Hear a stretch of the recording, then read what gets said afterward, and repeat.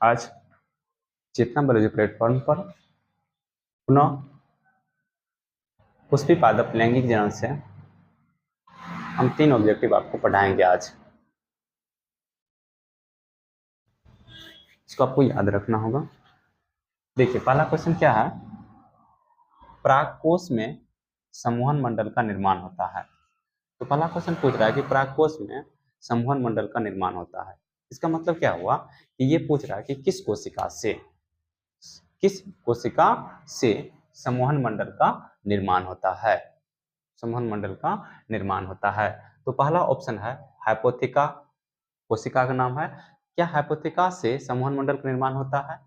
Option number B है प्रप्रसू कोशिका। प्रप्रसू कोशिका से। क्या बी ऑप्शन से संवहन मंडल का निर्माण होता है?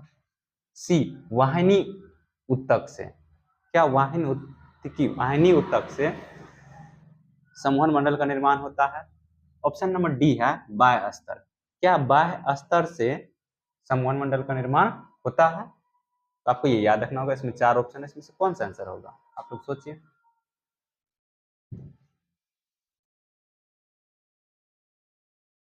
इसका जो आंसर होगा वह होगा परागकोश में संवहन मंडल का निर्माण होता है। पूछ रहा कि किस कोशिका से, तो आपको याद जो रखना होगा वह होगा हाइपोथिका से।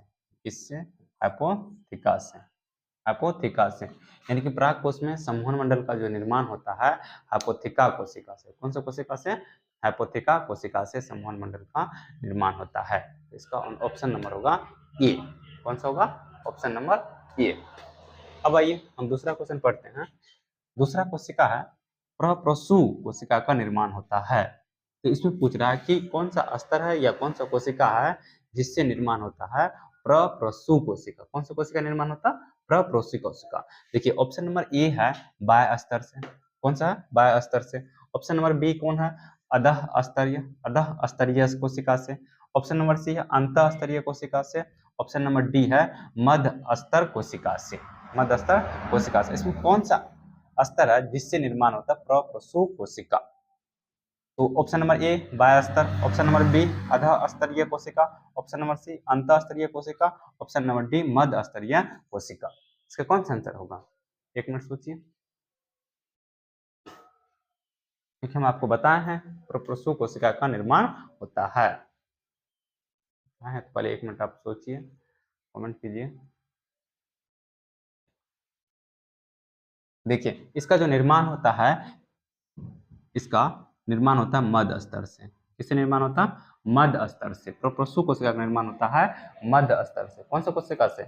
मध्य स्तर से। याद कीजिए, आप लोगों को जब हम खास करके परागकोश को कट करके अनुप्रस्थ रूप से कट करके दिखाए थे तो उसमें 4 स्तर था ना। तो अंतः स्तर सबसे लास्ट वाला स्तर था।